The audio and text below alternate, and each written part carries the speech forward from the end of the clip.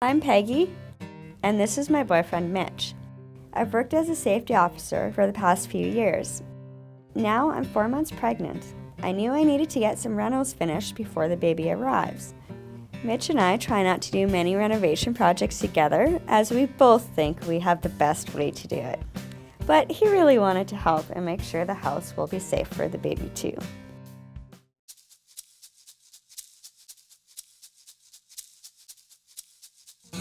I bought this old house a few years ago when I moved to Trail for work. I've already redone a lot.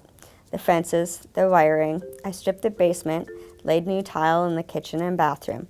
I want to restore the house to its potential.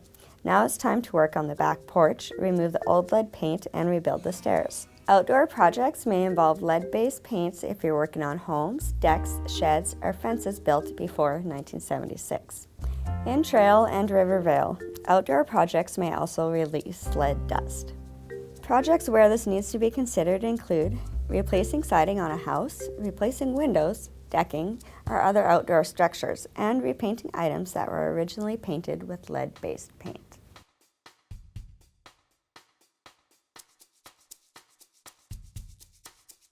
Here's what we did when we were ready to scrape the old lead paint off the back porch and the side of the house.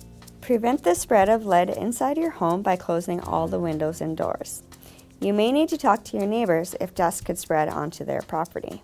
Since the outdoor work area isn't as clearly defined as it is inside the home, there is potential to inadvertently track dust all over the yard, including on your clothes and boots. We put up caution tape at the edge of the work area to remind us of where the work area stopped. Before you lay tarps, remove toys and garden items such as chairs from the general work area. To prevent the spread of lead dust or bits of debris, place tarps, plastic sheeting, or even landscape fabric over the ground and any other surfaces beneath and beside where you will be working. This will stop dust from getting into the lawns and flower beds or onto driveway or patios. It will also help with cleanup.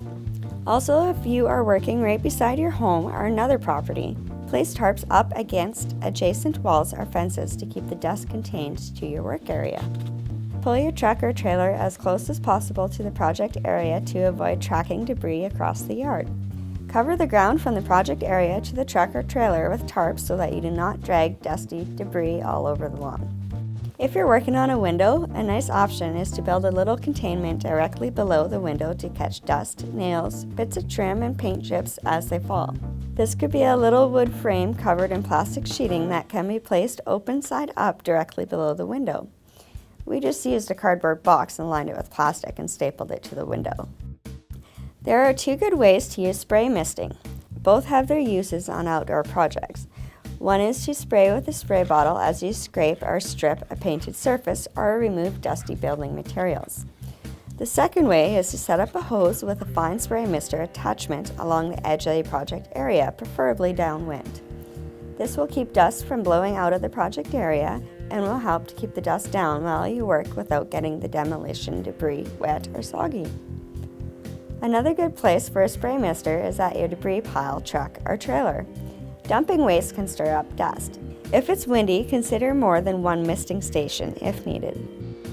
If the work is generating dust or you're getting covered in paint chips, you may want to wear a half-face respirator with a P100 filter. By using a spray bottle directly on the surface you're scraping, you may find you might not need a respirator. Before you disturb a lead-painted area, ask yourself if there are other ways to do the work. Do you need to remove all the paint, or can you just paint over it? The risks from lead paint are very low if the paint is intact and in good condition. It's when you scrape or remove it that it becomes a problem. If you need to remove lead paint, scrape it manually. Remember to avoid using power tools or heat guns around the lead paint. They make too much dust and lead fumes and you won't be lead safe. A good idea for larger items with chipping or flaking lead paint is to cut it out and wrap it completely in plastic sheeting, then tape it closed. Also, before breaks and at the end of the day, vacuum wet clothes and wipe boots with a wet cloth. Wash your hands and face before breaks and at the end of the day. Keep demolition debris in a secure spot on a tarp. At the end of the day, cover the debris pile with the tarp to avoid having dust or rain spread the lead dust. For outdoor projects, you will want to clean it up at the end of each day when you're done the project. Fold up any plastic sheeting you used and dispose. You can use a HEPA filtered shop vacuum to clean up tarps and then hose them off. Vacuum hard surfaces below your tarps or plastic sheeting. Walkways, driveways, porches, and patios can be hosed off. The goal is to suck dust up and not spread it around by sweeping or blowing it away with an air compressor. As much as possible, avoid working on windy days. This can make a big difference. Avoid bringing dust home on your clothes and work boots and tracking renovation dust into your home. Leave work clothes and shoes outside of the home whenever possible.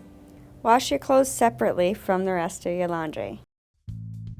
I hope that watching me work on my outdoor project has given you the confidence to approach your own project. I know I safely removed all the paint from my porch, and I can rest easy knowing we protected ourselves, our baby, and the neighbors in the process.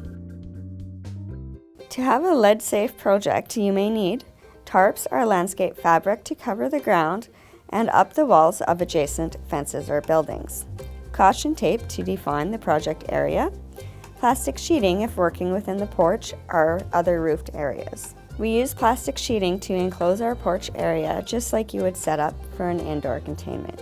A truck, trailer, or disposal bin for debris, a hose with a fine spray mister attachment, ideally 2 of each, a spray bottle for misting the air while we worked, a HEPA shop vacuum for while you work and for cleanup, a shallow box or frame may come in handy when working on windows, and a hose for spraying off sidewalks and decks during cleanup.